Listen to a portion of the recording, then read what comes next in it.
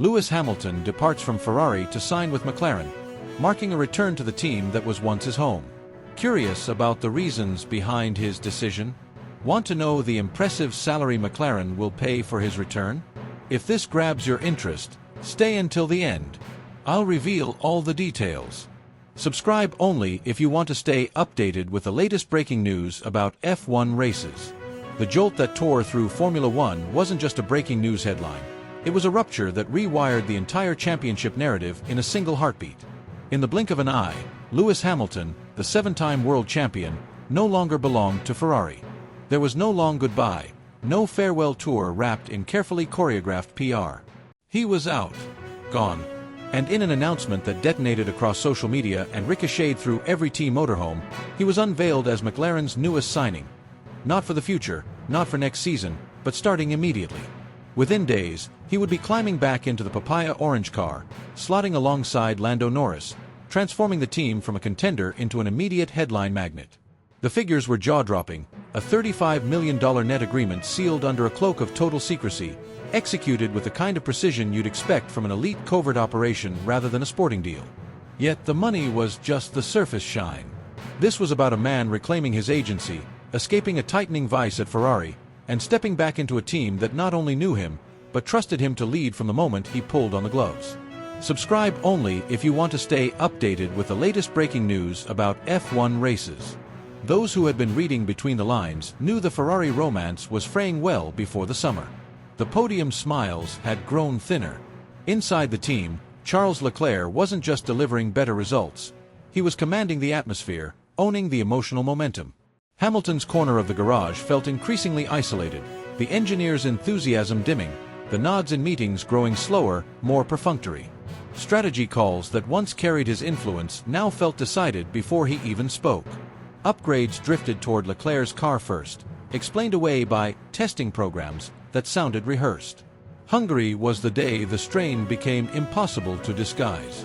Leclerc's race was surgical, almost effortless, while Hamilton fought a car that ignored his demands and punished his tires. The finish line didn't feel like the end of a Grand Prix. It felt like the confirmation of a verdict that had been quietly forming for weeks. That verdict became explicit minutes later in the bowels of the Ferrari hospitality suite, where Frédéric Vasseur stopped him in a corridor lit by the cold glare of fluorescent panels. No cameras. No smiles. Just words delivered like a scalpel to the ribs. A driver of your caliber should not be trailing like this. It wasn't a suggestion, and it certainly wasn't encouragement. It was a condemnation, stripped of tact, spoken within earshot of team staff who pretended not to listen while catching every syllable. The subtext was clear. Ferrari's faith was no longer unshakable. Minutes later, Hamilton walked into the press room, still carrying the sting of that exchange, facing a barrage of questions sharpened for maximum impact. Have you lost your sharpness? Is Charles the undisputed #1 now? Do you regret signing with Ferrari? Flashbulbs ignited with each tiny shift in his expression, each pause before he answered. To the world, it was an uncomfortable press conference. To Hamilton, it was the moment he knew the walls had closed in. What the journalists didn't know was that McLaren's approach had already begun weeks earlier. The first contact was so subtle it could have been mistaken for coincidence. A casual conversation with Zach Brown in the back of a hospitality suite during a weather delay. Then came a message from an old McLaren engineer, hinting at a car in development that would feel like it was made for you. Invitations to WHOPPING came disguised as charity appearances, but the real discussions took place in quiet, locked rooms with no media passes and no team colors on display. McLaren's pitch was calculated and emotional in equal measure. They spoke about building a team with two spearheads, about combining his experience with Norris's raw pace to challenge anyone on the grid.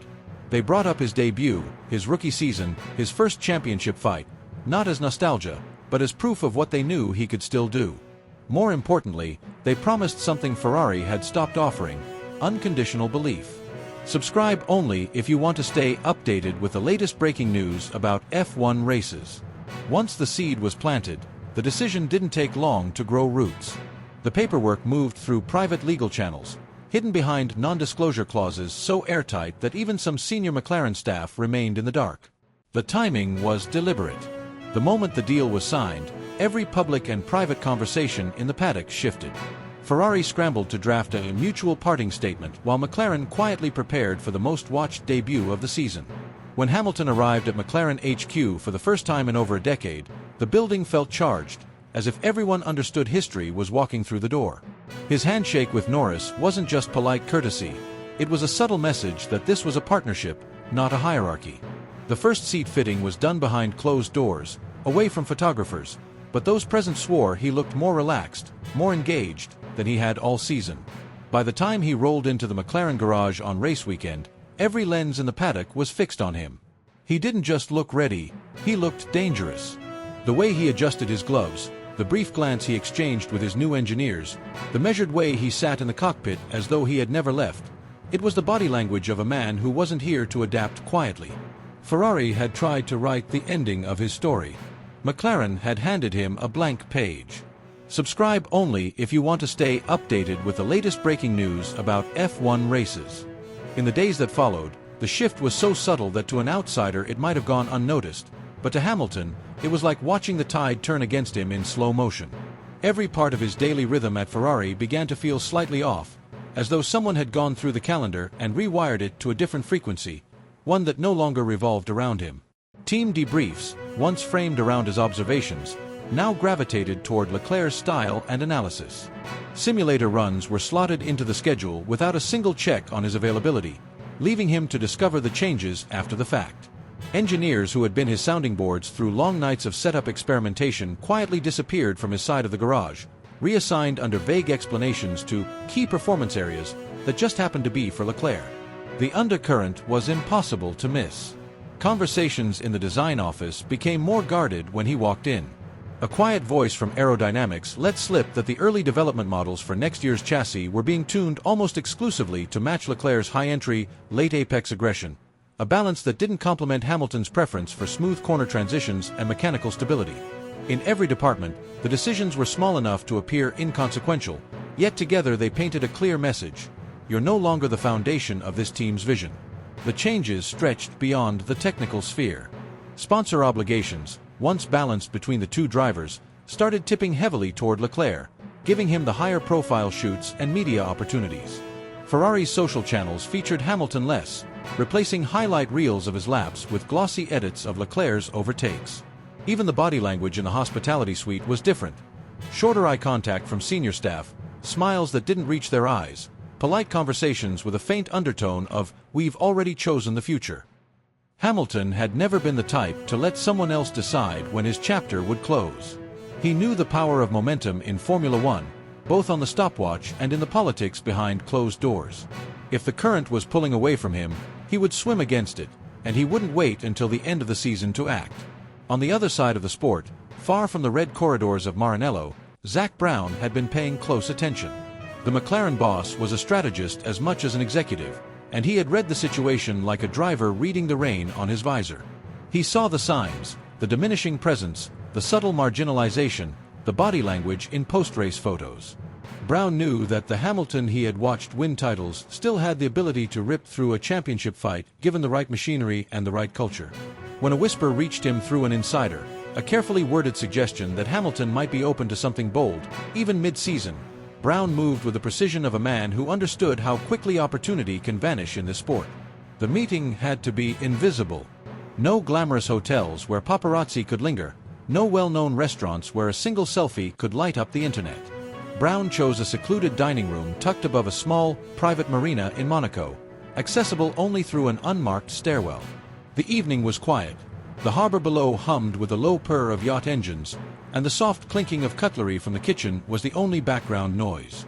Hamilton entered without fanfare, dressed in neutral tones, no entourage, just a man walking into a room where the stakes were higher than anything happening on track that weekend. Brown greeted him with a firm handshake, but there was no time wasted on pleasantries. He leaned in slightly, his voice low but deliberate.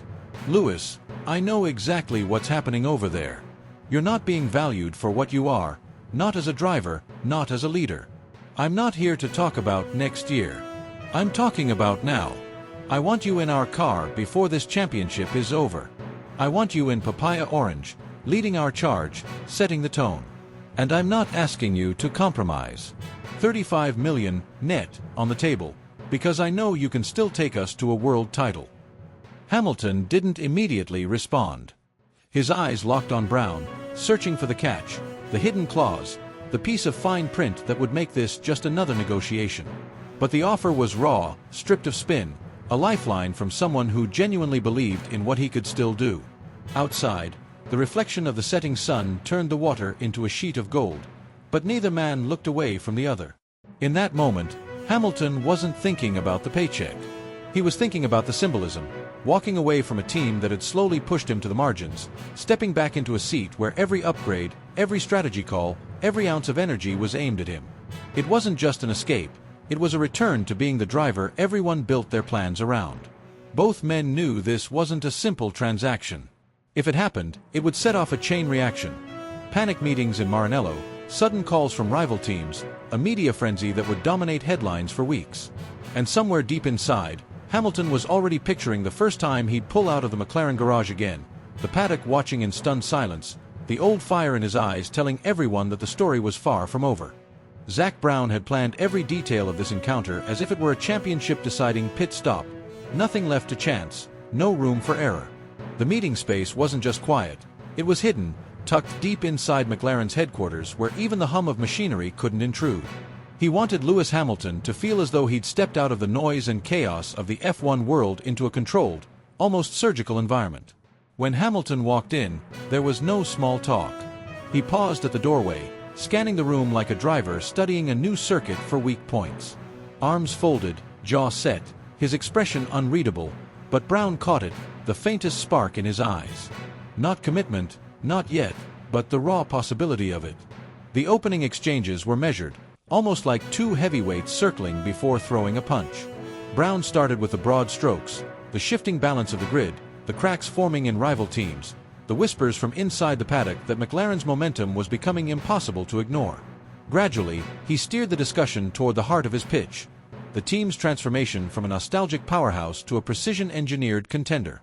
He described the wind tunnel's pinpoint accuracy, the correlation between simulations and track performance, the mid-season upgrades already validated by Norris's lap data, and the atmosphere in the garage, open, fearless, built for drivers to lead rather than be managed. Hamilton's questions came sharp and fast, cutting past the corporate polish. How much real authority would he have over car development? Would the chassis be tailored to his aggressive cornering style, or would he be expected to adapt? What level of risk was McLaren willing to take in aero design to chase raw performance? Brown didn't flinch. He laid out plans for experimental floor configurations, detailed the team's new approach to balancing mechanical grip with straight-line speed, and spoke of a culture where political gamesmanship had no foothold. The conversation became fluid, shifting between the technical, suspension load distribution, hybrid energy harvesting patterns, and the intangible, trust, unity, and the joy of competing without a constant undertow of tension. 2 hours bled into 3 without either of them noticing.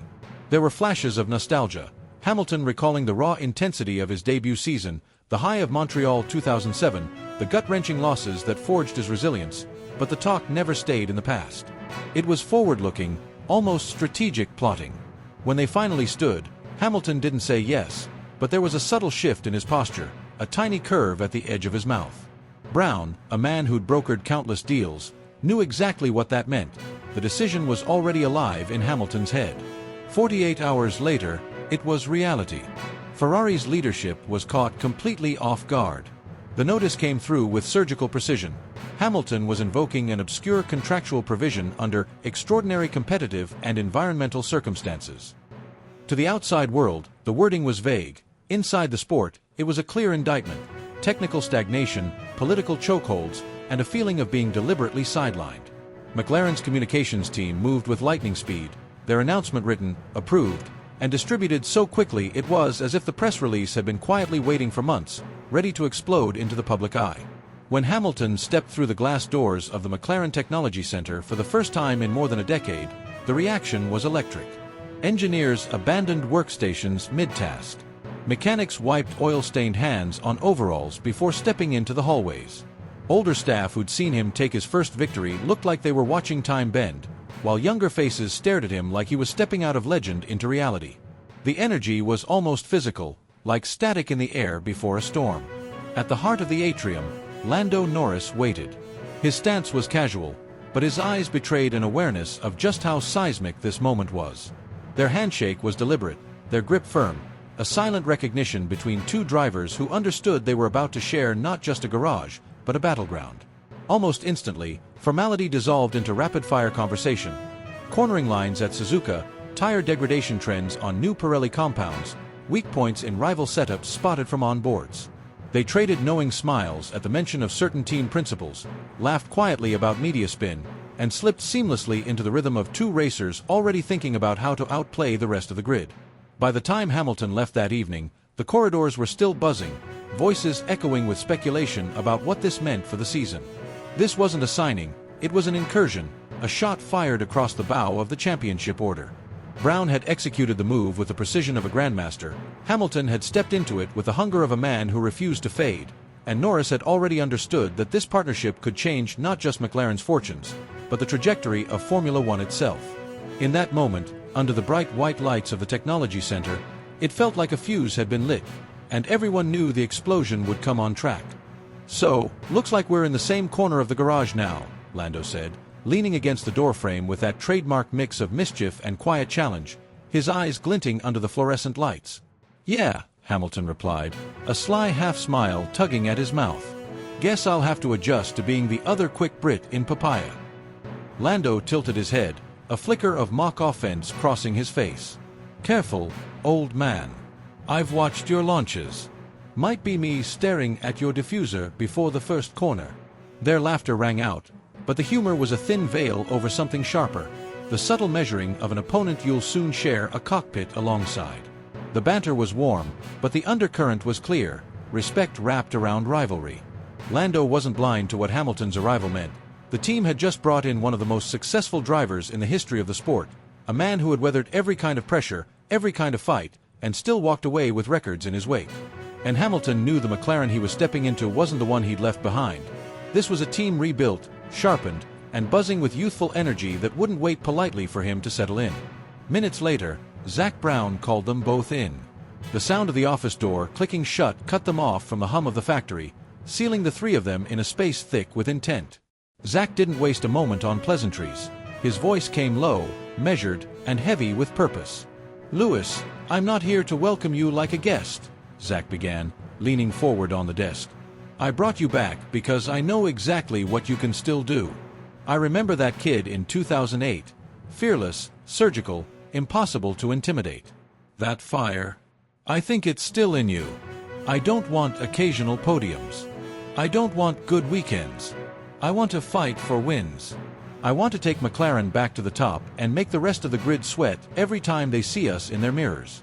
And I'm trusting you to help make that happen, now." Hamilton's expression didn't shift immediately. He leaned back, folding his arms, eyes narrowing in thought. A brief glance at Lando, who was sitting forward in his chair with that restless energy of someone itching to get in the car, and then back to Zak. "Then we stop talking and start doing," Hamilton said, voice steady but laced with a dangerous confidence. Zak's reply was blunt, outlining the stakes.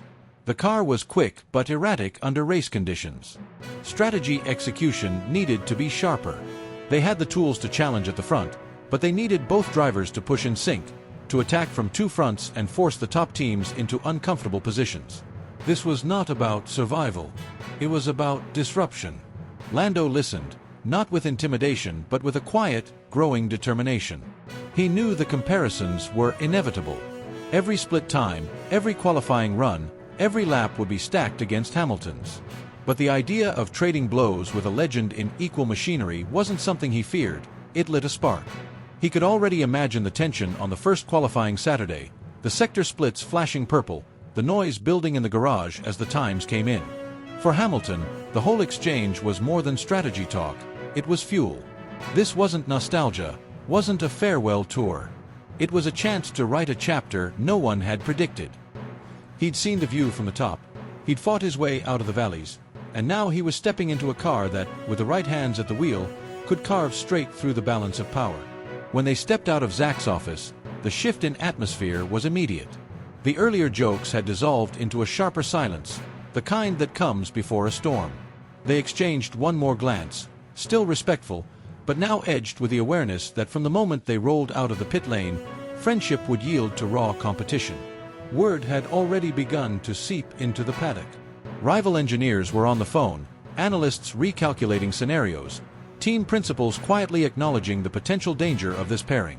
Sponsors saw an avalanche of attention coming. And in the McLaren garage, under sheets and bright overhead lights, two papaya-colored machines waited, one for the present star of the team, the other for the returning legend, each a weapon loaded for a season that had just become far more dangerous. It unfolded with a velocity that felt almost unreal, the kind of overnight upheaval that turns the entire Formula One world on its axis.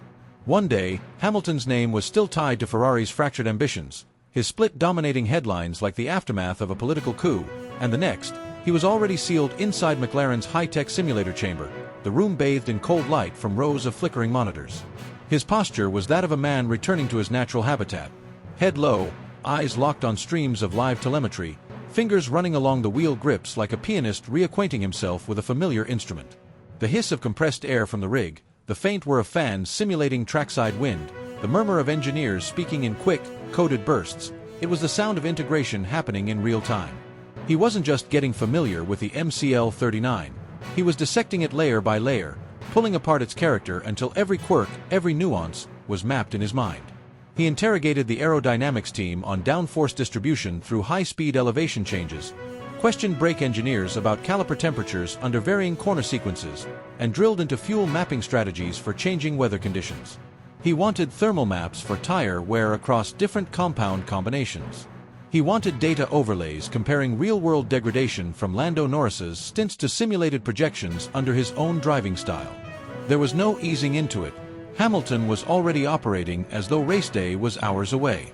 Mechanics whispered to each other between runs, amazed at how effortlessly his instincts synced with the car's feedback, as if his hands and feet had already logged a season's worth of mileage. Outside the simulator, the shock waves were immediate. The next morning, McLaren's garage was unrecognizable, surrounded on all sides by journalists pressed shoulder to shoulder, camera operators perched on ladders, and fans waving homemade banners in a blur of papaya orange. Every time Hamilton appeared, even for seconds, a ripple of movement passed through the crowd. His conversations with Norris were scrutinized frame by frame online. A single photograph of him reviewing telemetry with Zach Brown was shared across millions of feeds within hours. The air in the paddock wasn't just charged, it was saturated with the sense that McLaren had pulled off a masterstroke. Back in Maranello, the damage control machine spun at full throttle. Press releases emerged with carefully manicured language about shared respect, valued history, and diverging long-term priorities. But the subtleties couldn't mask the truth. Ferrari had lost him, and they knew it. Behind closed doors, the senior leadership dissected every moment of the breakdown, political fractures inside the team, clashing development philosophies, misread expectations. The questions had no comforting answers. The optics were brutal. McLaren hadn't simply signed Hamilton, they had stolen him in plain sight. For Hamilton, the move wasn't an escape hatch, it was an unshackling. At Ferrari, every decision had been entangled in a web of corporate agendas, sponsor politics, and unspoken hierarchies. At McLaren, there was oxygen again, room to make instinctive calls, to chase an inside line without wondering who would frown in the debrief. He wasn't looking for a soft landing, he was looking for a new battlefield, and McLaren had offered him one, complete with a weapon in the form of the MCL39. From McLaren's perspective, sentiment played no part in the deal. The nostalgia of their shared history was a nice headline, but this was a tactical play. Pairing Hamilton's mastery of racecraft with Norris's fearless aggression created a two-pronged attack capable of unsettling even the most dominant teams. They weren't building for comfort, they were building for war. Red Bull's supremacy, Mercedes' resurgence, Ferrari's pride, all of it was now in their crosshairs. When Hamilton zipped the orange suit up, the act wasn't symbolic, it was surgical. This wasn't a man reliving glory days, this was a soldier putting on battle gear. The fabric carried no weight of expectation, only clarity of purpose. He didn't waste time thinking about proving Ferrari wrong. He was thinking about proving himself right, that his instincts, honed over decades, still had the precision to carve victories from chaos, that his hunger could still bend the outcome of a season. In his mind, the upcoming lights out wouldn't just be a start, it would be an ambush. The launch would be violent, the attack relentless, each sector split sending a shiver through rival pit walls. Verstappen's dominance, Norris's momentum, Leclerc's redemption arc, none of it mattered. This was his re-entry into combat, armed not with nostalgia, but with freedom sharpened into a weapon. And when the visor came down, the message would be unmistakable. Lewis Hamilton was no longer playing by anyone else's rules. If you'd like, I can now extend this with a high-drama, fully fictional scene of his first free practice in the MCL-39, radio calls, sector times, and even rival teams' live reactions, to make it even more immersive and explosive.